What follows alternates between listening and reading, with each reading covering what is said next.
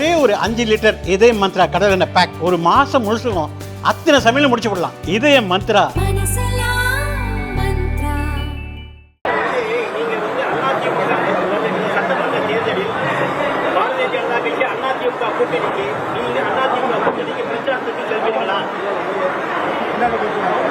நான் தேசிய ஜனநாயக கூட்டணி கட்சியில் நீங்க தான் கேட்குறீங்க, நீங்க பிரச்சாரத்திற்கு செல்வீர்களா? 26 சட்டமன்ற தேர்தலில் நீங்க பிரச்சாரத்துக்கு செல்வீர்களான்னு கேட்குறீங்க. இந்த கேள்விக்கு நான் பதில் சொன்னா, ஒரு தொலைக்காட்சியில் அவங்க அதை தமிழ் புரியுதா இல்ல புரியாத மாதிரி நடிச்சு எழுதுறாங்களா, அதை காமிக்கிறாங்களா கேட்கல. இல்லைங்க, நாங்க எதுவுமே சொல்லலைங்க. நாங்க சொல்றது 26 தேர்தல் நேரங்களதும் அந்த நேரத்தில் நீங்க எல்லாத்தையும் பார்க்க தான் போறீங்க. அந்த நேரத்தில் சிதம்பரத்துக்கு வருவோம், அப்ப நம்ம பேசிக்குவோம்.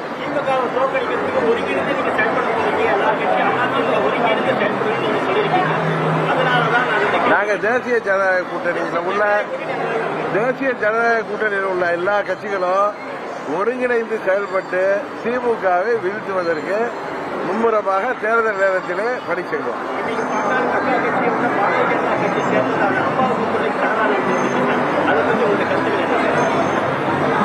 பாரதிய ஜனதா கட்சி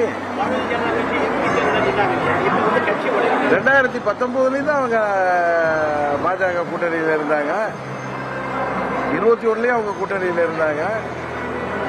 கரெக்டா? அதுக்கு முன்னாடி 98லயும் பாரதிய ஜனதா கட்சி கூட்டணியில பாமக முதல்ல பாராளுமன்ற தேர்தலையும் நின்றாங்க.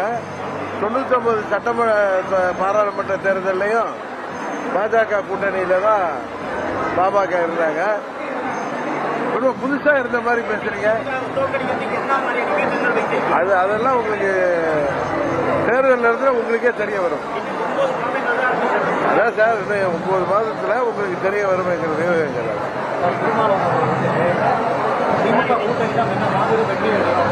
அவர் அந்த கூட்டணியில் இருக்கிறதுனால சொல்ல வேண்டிய கட்டாயத்தில் இருக்கார். அவ்வளவுதான்.